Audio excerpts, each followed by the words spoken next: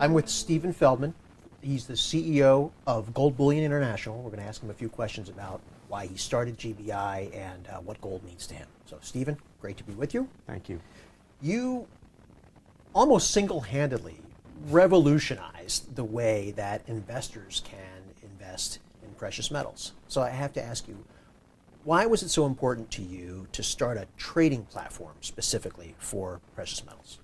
When we started this business, we did quite a bit of research, and I have been in the financial services business for 25 plus years, and it was very surprising for me to find out that physical metals didn't trade on a platform or an exchange, that the market was so archaic that the vast majority of people who bought physical gold would have to go to a dealer. Sometimes those premiums, especially for coins, could be 10%. Very different than how I had approached financial markets, which were efficient, transparent, and liquid. So the opportunity, which notwithstanding the fact that I was a believer in the asset class, but the opportunity was to deliver a better product. So we built a business where each order is competitively bid. It's transparent. It's liquid. You can move it around. It has good technology. You can find your account online, see what you have daily, figure out your value daily. That's a lot different than trying to find your gold in a shoebox, right, figuring out the value and getting it back into the system. That was the opportunity. Okay. And so you're here every day as the CEO. Yes. And yet I've heard you say that you don't really consider yourself a gold bug. Right, I knew this was coming. Yes. Let's start first and define what a gold bug is. So what am I saying when I'm saying I'm not a gold bug? I actually think that the gold bug term comes from people who are anti-gold, and it's somewhat demeaning. What they're trying to imply is that a guy who buys gold takes that gold and puts it next to his Spam and guns in his cave. And it implies that you have to be apocalyptic, have an apocalyptic view of the world in order to buy gold. I've always resented that. We don't tell people who buy stocks that they're wrong, or treasury bonds at a 1.5% interest rate that they're wrong. I think of myself as a gold advocate, and that is the basis of that is really, as a guy in this background as a professional investor, seeing the importance of diversification first. But not just diversifying for the sake of saying I have 60% in stocks and 40% in bonds or vice versa. To actually diversify against things that in the real world are risks. So today I see a world where every Western government is printing, there are deficits, all-time highs in debt, deficits, central bank intervention, all-time low in interest rates. The risk pattern is very favorable long-term gold. So I advocate gold as part of a portfolio, but I have it in a portfolio. I don't have it in a cave. Right, right. And having it is somewhat different. The definition of having it, right, at Hard Assets Alliance is different in that it's an undivided interest in physical metal, and you can store it wherever you want. You know, I'll dovetail the diversification comment. Having real assets and having them in physical form removes some of the risks that you have in the rest of your portfolio. Regardless of my love of physical precious metals, it's still not the single biggest holding of any asset that I have. But every other asset that I own is a financial asset. I take all sorts of risks. I take credit risk, I take counterparty risk, I take bad management risk if I own a stock. You could have a great company where the manager does something wrong, dishonest, stupid. You bet the company. You know, I don't know how many companies like BlackBerry there were, not to pick on BlackBerry, that were great companies and now are struggling. By owning the physical asset, I've actually diversified against all the human risks, all the credit risks. It's mine. I own it. It's not going to zero. And if I want to take it with me and put it in my pocket, I could. I choose not to. I choose to store it. It's safer for me, more liquid for me, and I like that. But it's just another element of diversification. And I want to make one more point, which is a lot of what we face in the world is financial gold versus physical gold. We still face that question all the time. And it's funny, only in America, when we travel outside of America, we don't get this question very often. Why, if I could have the real thing versus having a trust certificate that owns something, why I have to defend the real thing against the trust certificate seems to me off base. If someone said to you, you could have the deed to your home, or in lieu of that, I'll just give you a trust that owns the deed to your home, no one on the planet would take the trust. They would all take the deed. Sure. In gold, for some way, shape, or form, I have to explain to people why the deed is better, but the deed is better. Right. So do you see any kind of a shift? I know that you, in addition to your partnership with Hard Assets Alliance, you serve hedge funds Yes. and large institutions. Yes.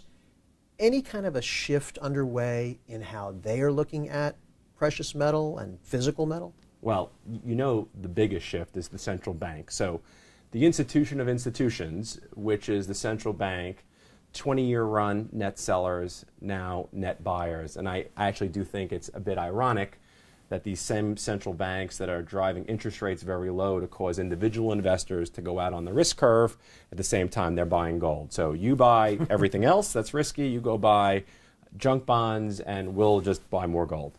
But that irony aside, institutional investors come in lots of different flavors. I'd say the domestic pension funds are non-existent as buyers. It's immaterial. And if they ever were to get religion, boy, would that be bullish for the stock price. Hedge funds, some of the more influential ones, are big holders and big advocates, and it's really a who's who of the big names. And I like to invest my money the way Ray Dalio and Paul Singer and John Paulson invest their money. So those are big, important institutional investors who are long gold. The other institutions, which I'd say are the wirehouses and sell-side research, I think they, of late, have been a little bit less bullish, but in a portfolio, they have been recommending to have a certain portion of your portfolio, regardless of they're not so concerned about what the price targets are, but again, how it performs in the portfolio. And we've seen more and more people do that, A, and B, we've seen more and more investors follow their advice. One last question, because I know you're busy. Oh. From your perspective here in New York City, where do you see the market and the economy right now? Is it shoring up? I mean, you turn on the television and listen to the talking heads, and the economy's getting better, and the housing market seems to have hit bottom and is now bouncing. And I don't personally know if I believe that. What do you see from your perspective here? Well, your first question was talk about the market and talk about the economy. And what's interesting is they're really used in the same sentence a lot. You've made the same linguistic maybe error that others have. Great point. The market and the economy are separate. Greece is a very poorly performing economy, and the stock market in Greece was the best performing stock market in 2012. It wasn't the best, it was awfully close. So I can differentiate between a market and I can differentiate between an economy. The U.S. economy has challenges. It has debts, it has deficits, it has somewhat dysfunctional government. People aren't confident. They're holding cash. Mm-hmm. They're not investing in people or equipment in the way they would if some of these issues would go away. Then there are other macro issues that your partner, John Malden, is a better spokesperson than I am about wealth differentials and income growth and what the 1% has and the bottom half has. Those are all structural problems.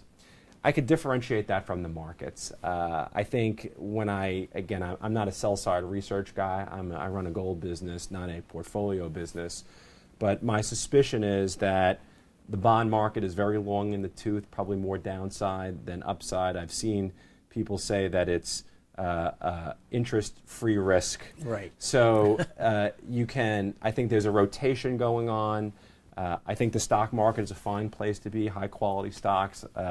Gold is a great place to be, and other precious metals is a great place to be. Real assets generally, I think people have been underweighted. And what we see, and it ties back to your previous question, is the big question in investors' mind is what do I do with my bond allocation, where on a real basis I'm losing money, and the cash that's sitting in the sideline. And I think it's going to get redeployed in stocks. You've already seen that in the stock market, and we've had a good beginning of the year too, so I think it's coming to us too. Anything that you'd like to add? Anything that you feel retail investors, street investors need to understand? It's a good question. We have our biggest battle, whether it's at GBI or at HAA, is the fact that there's a lot of noise around the asset class. Gold is not a regulated asset.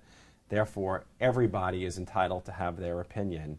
And I think what's ended up happening is that people, they've got to run their day job, talk to their families, manage a tough economy. They don't spend enough time thinking about the real place where they're going to make the return, which is taking what they've saved and earning a return on it. You want your salary and you want your kids to get into college, but you've got this nest egg. And because there's a lot of noise around gold, it's almost easy to ignore the noise and just say, we've had way too many people say, gold, not interested. If anyone sees this, if I can get just a certain portion of people just to be more open-minded, forget about Warren Buffett, what he says, forget about this unproductive, the charlatans, the apocalyptic people. Ask your advisor or go online or call me and I'll explain how this all works in portfolios. I'll explain to you that if you had held gold that 10 years ago, 5 years ago as a portion of your portfolio, that you would have been you've been much better served than just owning a non-gold portion or a non-silver portion. Sure. And then there are people who say, well, I missed it because gold was $250 and now it's $1650, and I can give you 16 more reasons why it's unlikely to be over, A, and B, if I'm wrong, which is all a possibility, but you still own 90% of your holdings and stuff that requires the economy and everything to be good, that you still won't be so badly off. Sure. So for me, the thing that I would love investors to do is to just block out the noise, make their own independent decisions, Sure. read the really high quality stuff that's coming out of HAA, come to our website, which has an investor portal, educate yourself, and make an educated decision, not based on what somebody's screaming at you on the TV set. It's great advice.